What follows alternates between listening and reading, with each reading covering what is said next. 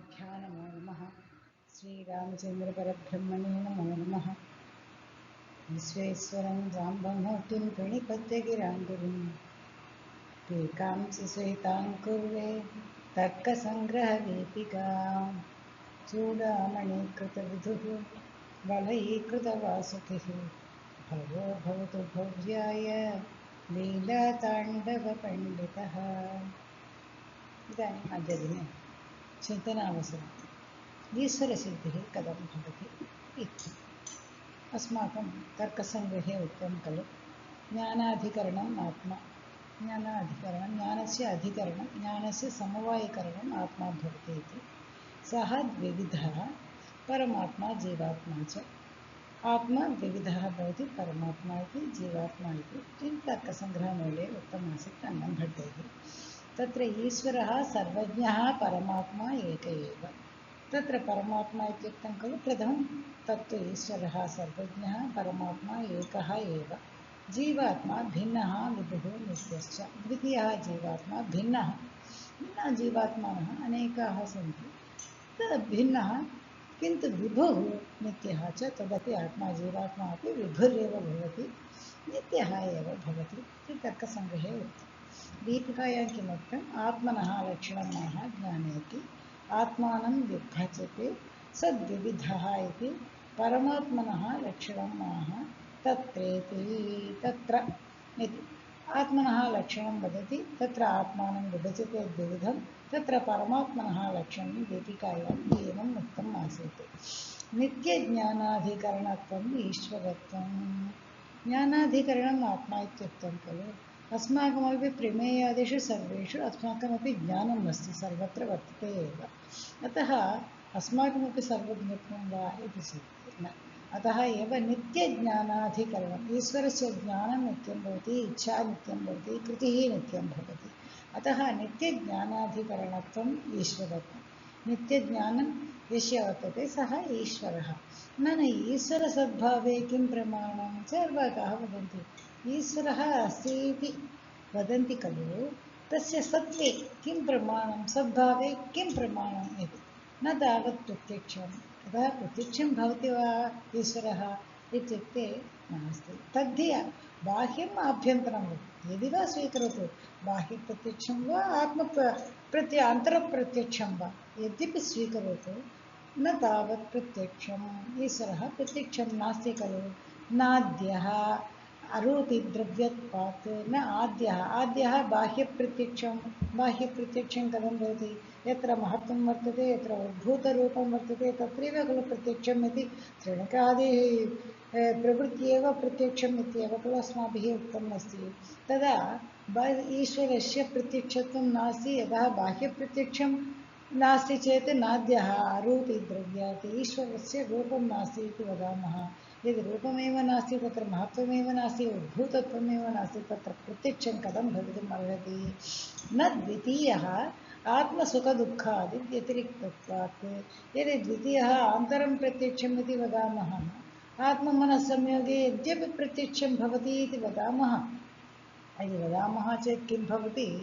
तत्र आत्ममनस्संयोगेन तत्र अस्माकं यत् सुखादिकम् उत्पद्यते तत् ईश्वरेपि उत्पद्यते, किन्तु ईश्वरे तावत् नास्ति। ये सुखदुःखादिकं नोत्पद्यते। अतः न द्वितीयः आत्मसुखदुःखादिव्यतिरिक्तत्वात्। ईश्वरः सुखदुःखादिव्यतिरिक्तवान् इत्येव खलु अस्माकं वादः। तदा तदपि न भवति। बाह्यप्रत्यक्षमपि नास्ति, आन्तरप्रत्यक्षमपि नास्ति। तदा ईश्वरः अस्ति इति कथं वक्तुं शक्यते? चार्वाकाः नापि अनुमानं लिङ्गभावात् इति चेत् अनुमानेन यदि साधयितुं शक्यते खलु। नैयायिकाः अनुमानेन सर्वं साधयन्ति। यदि अनुमानं वर्तते चेत् कर्तुं शक्यते इति भवान् वक्तुं शक्यते, किन्तु अनुमानार्थम् अपेक्षते लिङ्गं, हेतुः विना तत्र व्याप्तिः न भवति। व्याप्तिर्विना तत्र व्याप्तिपक्षधर्मयोः तदेन खलु परामर्शः जायते, अनुमतिः अपि जायते। यदि लिङ्गमेव नास्ति, व्याप्तिरेव नास्ति, तत्र अनुमानं कथं वक्तुं शक्यते? यतः ईश्वरस्य कारणत्वमेव नास्ति, हेतुरेव नास्ति इति। अतः अंकुरादिकं सकर्तृकं कार्यत्वात् घटवत् इत्यनुमानस्यैव प्रमाणत्वात् अंकुरादिकं यतः पुस्तकेषु वर्तते क्षित्यङ्कुरादिकम् इति वर्तते। क्षित्यङ्कुरादिकं सकर्तृकं कार्यत्वात् घटवत् नैयायिकवादे इति चेत् न एवम् अस्माकं समीपे अनुमानः वर्तते एव। कथम् अंकुरादिकं सकर्तृकं कार्यत्वात् घटवत् इत्यनुमानस्यैव प्रमाणत्वात् अंकुरादिकं क्षित्यङ्कुरादिकम् इति पुस्तकेषु वर्तते। क्षिति इत्युक्ते भूमि, केवलं क्षित्यपि स्वीकर्तुं शक्यते। तदा तत्र साध्यतावच्छेद यदि क्षितिपक्षम् इति पक्षतावच्छेदकं क्षितित्वं भवति। किन्तु क्षित्यामेव खलु अंकुरादिकमपि वर्तते। आदिसद्येन किं स्वीकर्तव्यम् एतादिकं भवन्ति। अतः अत्र अंकुरादिकम् इत्येव उक्तमस्ति। क्षित्यङ्कुरादिकं सकर्तृकं सकर्तृकम् इत्युक्ते कर्तावान् तत्र कर्ता इति अस्ति। यतः कार्यत्वात् यत्र कार्यं वर्तते तत्र तु कर्ता अवश्यं भवेत्। कार्यस्य कारणत्वं स्यात्, स एव कारणं कर्ता भवेत्। सकर्तृकं यतः घटः घटवत्, यदि घटम् अस्ति चेत् कुलालः तस्य कर्ता इति अस्माकं ज्ञायते खलु। इत्येव अनुमानस्य प्रमाणत्वात् क्षित्यङ्कुरादिकम् इति पक्षे भवति। अस्माकं साधनीयं सकर्तृकम् इति साधनीयं भवति, साध्यं भवति। कार्यत्वात् इति हेतुः भवति। घटवत् इति तत्र दृष्टान्तः भवति। तत्र क्षिति अंकुर आदिकम् इति पदानि वर्तन्ते खलु। आदिपदेन के पदार्थाः पक्षत्वेन स्वीकरणीयाः इति जिज्ञासायाम् उच्यते। ये पदार्थाः कथम् उत्पद्यन्ते इति जीवैः न ज्ञायते। उत्पद्यमानाः ते सर्वेपि पक्षे स्वीकरणीयाः भवन्ति। येऽपि पदार्थाः उत्पद्यन्ते किन्तु कथम् उत्पद्यन्ते इति अस्माकं वक्तुं न शक्यते, अस्माकं ज्ञातुं न शक्यते, अस्माभिः उत्पादयितुं न शक्यते। ते सर्वे पदार्थाः अपि अत्र पक्षत्वेन स्वीकरणीयाः। तेषां कृते प्रत्येकं कर्तृत्वम् इति एवं कर्तुं न शक्यते इति कारणात् प्रत्येकम् एवमेव अस्माभिः कर्तुं न शक्यते इति कारणात् जन्यम् इति पदं प्रयुक्तं तत्र। सकर्तृकं कर्तृजन्यम् इति सकर्तृकम् इत्यत्र कर्तृजन्यम् इत्यपि तत्र चित्यङ्कुरादिकं कर्तृजन्यं कार्यत्वात् इति घटवत् इति तत्र उक्तम् आसीत् पुस्तकं। घटत्वात् इति अनुमानस्यैव प्रमाणत्वात् इति उक्तं। तदा तेषां कृते प्रत्येकं कर्तुम् एवं कर्तुं न शक्यते इति कारणात् जन्यम् इति पदं प्रयुक्तं खलु। अर्थात् ये उत्पद्यन्ते ते सर्वेपि जन्याः भवन्ति। यत्र उत्पत्तिः अस्ति तत्र जन्यत्वमपि अस्ति। उत्पत्ति अतः ये उत्पद्यन्ते ते सर्वे अपि जन्याः भवन्ति। तदा च किं भवति, जन्यं कर्तृजन्यं कार्यत्वात् एतदेव जन्यं कर्तृजन्यं कार्यत्वात् घटवत् इति स्वीकर्तुं शक्यते। यतः जन्यं भवति, अंकुरादिकं किमपि वर्तते तत्तु जन्यमेव भवति खलु।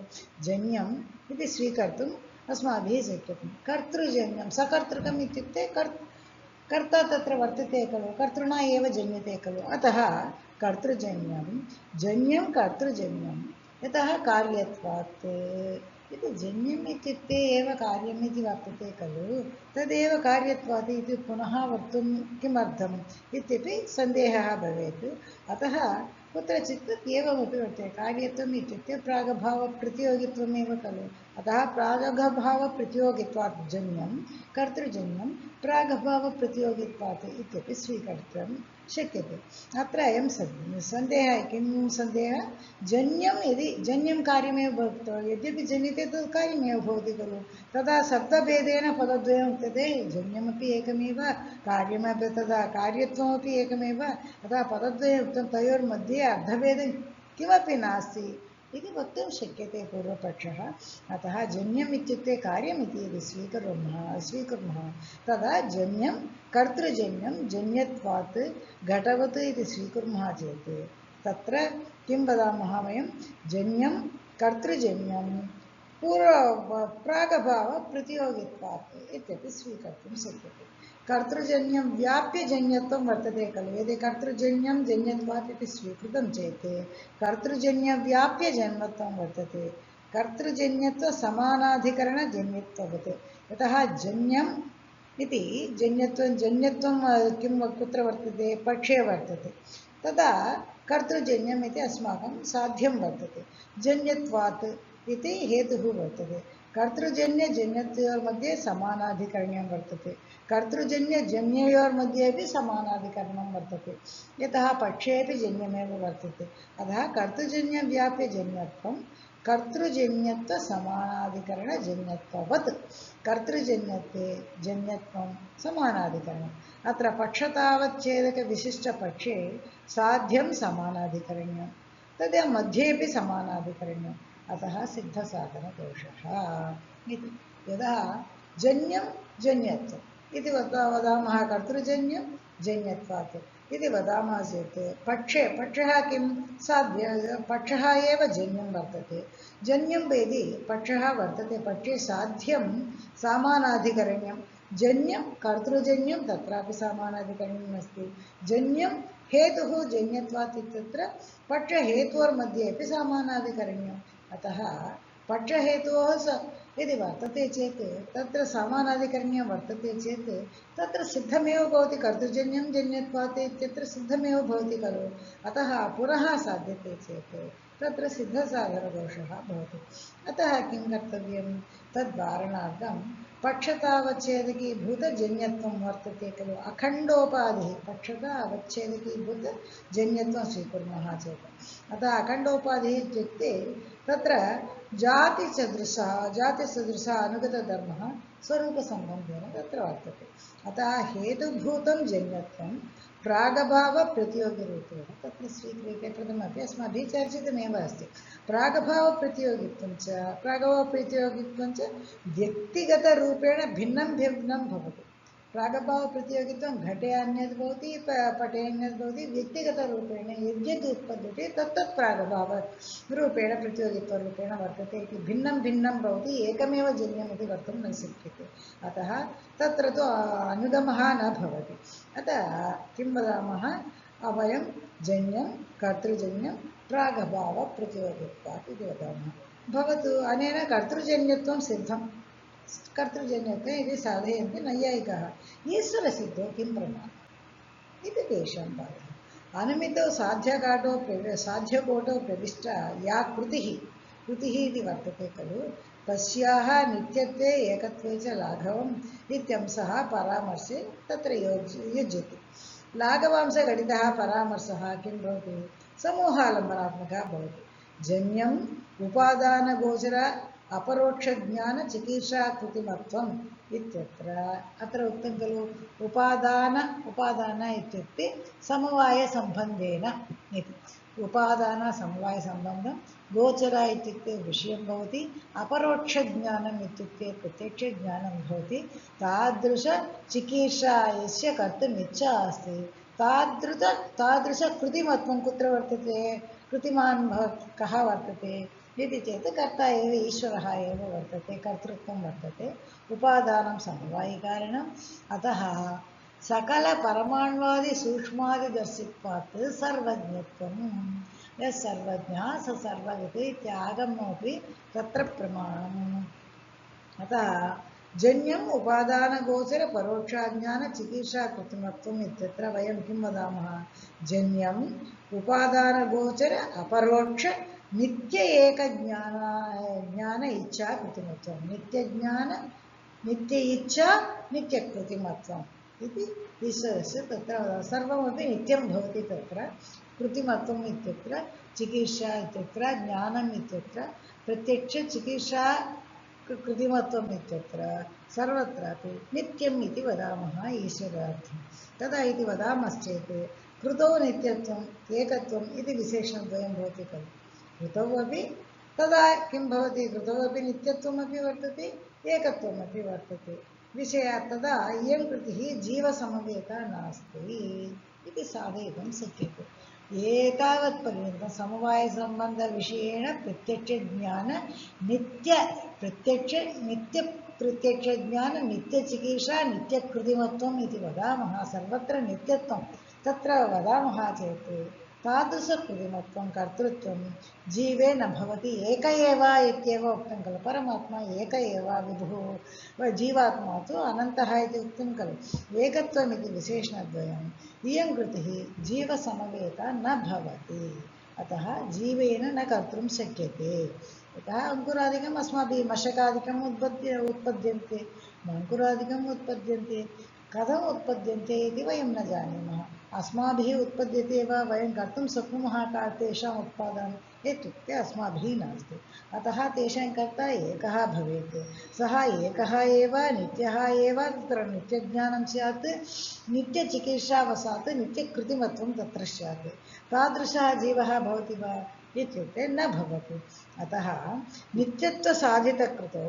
जीवकर्तृत्वं नास्ति अतः नित्यत्वं यदा साधयितुमित्युक्ते तत्र जीवेन कर्तृत्वम् इति स्वीकर्तुं न शक्यते अतः ईश्वरसमवेता इति सः द्योतयति यदि कर्ता तत्र अस्ति समवायिका तदा अस्माकं न किन्तु अत्र न्यायसिद्धान्तमुक्तावल्यां किमुक्तम् ईश्वरः निमित्तकारणत्वमेव उक्तम् ईश्वरस्य तत्र तु समवायिकारणत्वं न उक्तमासीत् अत्र नित्यस्य अनेकाः कृतयः अतः वदामश्चेदपि अत्र अतः सा कृतिः जीवसमवेतत्वे सति ईश्वरसमवेतः एतादृशकृतिः कः भवति जीवसमवेतत्वे सति ईश्वरसमवेता इति द्योतयति अत्र नित्यत्वस्वीकारे अनेकाः कृतयः नित्याः इति वदामश्चेत् गौरवमेव भवति यतः एतस्याः कृतेः एकस्याः कृतेः सकलपदार्थविषयकत्वम् उक्त्वा निर्वह्यते चेत् कृतिभेदस्वीकरणम् अप्रामाण्यं भवति तत्र कृतिभेदं साधयितुं प्रामाण्यता न वर्तते कृतिभेदस्वीकरणम् अप्रामाण्यं तिष्ठति अतः नित्यत्वं न स्वीक्रियते यदि उत्पत्तिविनाशः यदि अनित्यः इति वदामः तत्र नित्यत्वं न स्वीक्रियते चेत् एकवारम् उत्पत्तिः स्यात् चेत् यदा नश्यति पुनः तत्र अनित्यत्वे पुनः साधयितुं न शक्यते इति सृष्टिरेव न भवति अतः नित्यत्वं न स्वीक्रियते चेत् किं भवति उत्पत्तिविनाशः पुनः उत्पत्तिः प्रागभावदि कल्पना मध्यकाले कृतिः नास्ति चेत् मध्यकाले कृतिरेव न भवति खलु यतः तत्र नित्यत्वमेव नास्ति अनित्यत्वं चेत् सृष्टिरेव नास्ति इत्यादिकम् अस्माकं कल्पनीयं भवति अत्रापि गौरवमेव भवति उभयमपि विषयीकर्तुं शक्यते चेदपि कृतिभेदस्वीकरणे तत्र अप्रामाण्यं भवति